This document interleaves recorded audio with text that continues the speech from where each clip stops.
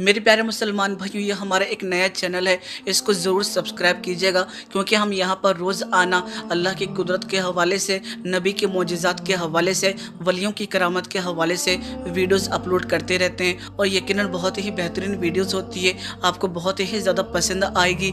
इसीलिए गुजारिश करूँगा कि चैनल को सब्सक्राइब करने के साथ साथ ऑल नोटिफिकेशन बेल को दबा लीजिएगा, ताकि आपको हर नई वीडियो की नोटिफिकेशन पहुँच सके। मेरे प्यारे मुसलमान भाइयों, मैं आप सभी को बताता चलूँ, आज जिस वाक़े के हवाले से बात करने जा रहा हूँ वह हज़रत ईसा अलैहिस्सलाम के दौर में पेश आया।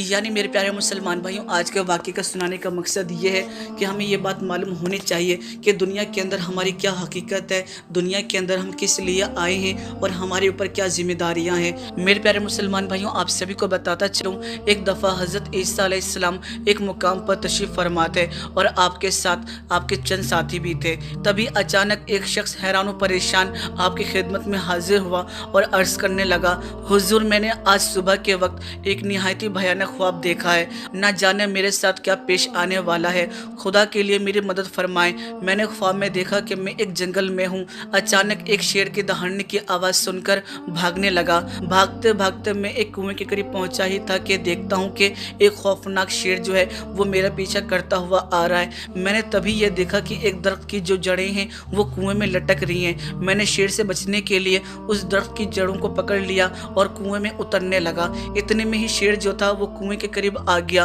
और वो निहायत ही गुस्से में मुझे ऊपर से देखने लगा। मुझे ऐसा महसूस होने लगा कि शायद वो मेरा इंतजार कर रहा था मैं ऊपर आऊं और वो मुझे अपना लुकमा बनाए। लेकिन तभी मैंने अंदाज़ा लगाने के लिए कि कुएं में कितना ज़्यादा पानी है, मैंने जो निगाहें अपनी नीचे डाली तो मैं लरज़ गया, मैं कांपने लगा और मेरे होश उड़ गए, क्योंकि वो जो कुआं था वो सूखा हुआ था। उस कुएं के अंदर पानी के बजाय एक निहायत ही खौफनाक सांप मौजूद था, जो मुंह फाड़े मेरा इंतजार कर रहा था कि मैं नीचे उतरूं और वो मुझे हड़प कर ले, यानी वो मुझे खा जाए। मैं अपनी निगाहें जब ऊपर करता तो शेर नजर आता, और जब मैं अपनी निगाहें नीचे करता तो एक खौफनाक, एक बहुत बड़ा अजदा नजर आता, एक बहुत बड़ा सांप नजर आता। दोनों ही मुझे निगलने के लिए तैयार थे। या खुदा, मैं क्या करूं? पेड़ की जड़ की जो एक शाख थी वही एक मेरा वाहिद इस वक्त सहारा था। मैंने उन जड़ों को मजबूती से थाम लिया और तकदीर के फैसले का इंतजार करने लगा। इत्तेफाकन थोड़ी ही देर के बाद जब मैंने अपनी निगाहें उठाई तो मैंने एक ऐसा मंजर देखा कि मेरे होश उड़ गए और मैं कांप उठा और मौत मेरी आंखों के सामने नाचने लगी। क्या देखता हूँ कि सफ़ेद और एक सियाह परिंदा जो है वो दोनों मिलकर कुएं में लटकी हुई जो जड़ें हैं उसे कुतर रहे हैं। अब मेरी मौत यकीनन तय थी, क्योंकि जिस तेजी के साथ शाख को वो परिंदे कुतर रहे थे वो बहुत ही जल्द शाख जो थी वो टूट जाती और मैं धड़ाम से अजदह के मुंह में चला जाता। मेरी जो उम्मीद थी वो टूटने लगी थी और तभी मेरी आंख खुल गई। मेरा जो जिस्म था वो ख्वाब के बाद भी कांप रहा था और सारा बदन मेरा पसीने में तरबतर था।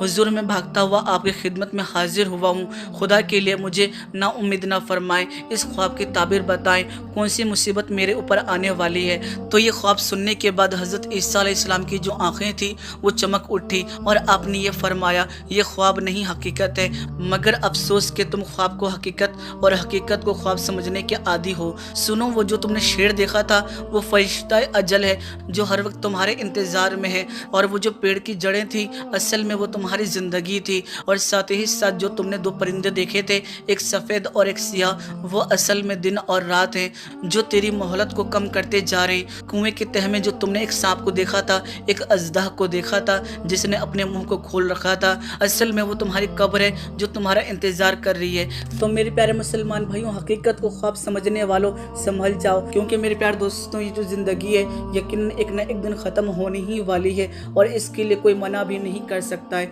चाहे कोई कितनी भी ज्यादा दौलत कमा ले, चाहे कोई कितनी भी ज्यादा शोहरत कमा ले, लेकिन एक न एक दिन उसे इस दुनिया को छोड़ के जाना है और ऐसी जगह जाना है जहाँ पर यकीनन हमेशा रहना है। और फिर जिसने जैसे अमाल किए होंगे इस दुनिया के अंदर, उसी तरीके से उसका आखिरत में हिसाब होगा।